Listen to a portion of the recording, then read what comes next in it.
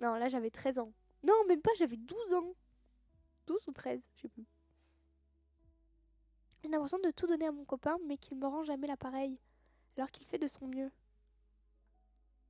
Alors parfois, tu peux demander à l'autre de faire des efforts, mais tu peux pas changer le caractère de la personne. Genre, je sais que j'ai été en couple avec quelqu'un qui n'était pas du tout romantique, tu vois. Et moi, j'aime énormément, je suis très fleur bleue. J'aime pas forcément les cadeaux, genre, qui coûtent cher et tout. Mais j'aime bien quand la personne me montre qu'elle pense à moi. Style, je marchais dans la rue, c'est très fleur bleue ce que je vais dire, hein.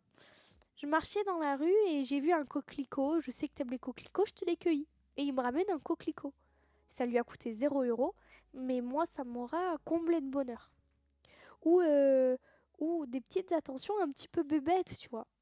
Sauf que les personnes, quand elles sont pas comme ça, et ben comme toi, tu te dis, mais je comprends pas, moi je fais tout ça pour lui et lui il le fait pas, et toi tu le fais naturellement en plus, tu dis, mais comment ça lui il le fait pas naturellement? C'est-à-dire qu'il m'aime pas.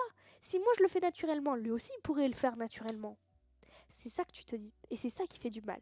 T'es en mode, mais je comprends pas, est-ce qu'il m'aime? T'as besoin qu'il te prouve qu'il t'aime en fait. Et pour toi, s'il fait pas ces efforts-là, tu remets même tout en question. Alors que c'est pas la bonne démarche. En fait, il faut que tu comprennes que toi, t'es comme ça, et lui, il est autrement. Ça veut pas forcément dire qu'il ne t'aime pas. En fait, il y a d'autres indices pour t'indiquer s'il t'aime. C'est justement s'il fait des efforts, bien évidemment, mais aussi comment il te le montre. Tout le monde a sa manière de le montrer. À toi de savoir comment il te fait comprendre qu'il t'aime. Ça peut être, ça peut être qu'il est à l'écoute, qu'il fait attention voilà, à ce que tu dis, et bref, ça peut être, tu peux prouver ton amour de mille et une façons, mais surtout, il faut pas que tu te sentes mal parce que la personne en face de toi ne te renvoie pas son amour comme toi tu le voudrais. Parce que malheureusement, on est tous différents. Il y a des gens qui seront comme toi et des gens qui ne le seront pas du tout. Genre, j'ai déjà rencontré quelqu'un qui était comme moi, qui lui, alors là, il était même encore plus fleur que moi, donc pour le coup, bah, j'avais l'impression qu'il m'aimait. Alors que pourtant, peut-être qu'il m'aimait pas, tu vois, parce que ça veut rien dire, encore une fois. Mais chacun le prouve à sa manière. Et il y a même des gens qui ne savent pas du tout le montrer parce que peut-être dans leur famille, ils n'ont jamais eu d'amour, ils n'ont jamais été démonstratifs, ils sont peut-être un peu pudiques. Je connais même un couple, je connais un couple, ça fait 3 ans qu'ils sont ensemble. Le mec, il a jamais dit je t'aime à sa femme, à sa meuf. C'est chaud quand même. Alors que le mec, il avait 28 ans quand même. Donc c'est quand même, tu vois, c'est pas un enfant. Il envisage peut-être de l'épouser, que ça soit sa femme. Et il vit avec. Il a même pas dit je t'aime. 3 ans et jamais de je t'aime, ça va pas. Mais en fait, le mec, il dévoile jamais ses sentiments. Il est pas romantique du tout. Et la meuf, c'est l'opposé. Donc t'imagines à la place de la meuf comme tu souffres. Mais malheureusement, enfin, heureusement, dans certains couples, il y a des gens qui arrivent à accepter le caractère de l'autre et à s'y faire.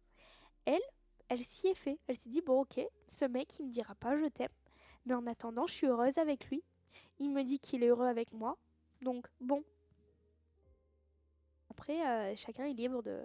Si toi, ça te rend malheureuse et que tu peux pas être en couple avec lui, bah, tu choisis un peu si tu veux rester avec lui ou pas, quoi. Mais un mec dur, renfermé sur lui-même, sûrement. Ah oui, totalement. En vrai, c'est chaud. Natalia, j'ai pas vu ton message hein, sur la confiance en soi. Soit il est passé, soit tu peux me faire un copier-coller. Moi, j'avais ça avec mon copain, mais on a travaillé dessus. Maintenant, ça va beaucoup mieux. Mais en fait, c'est ça. C'est que il faut faire des efforts des deux côtés.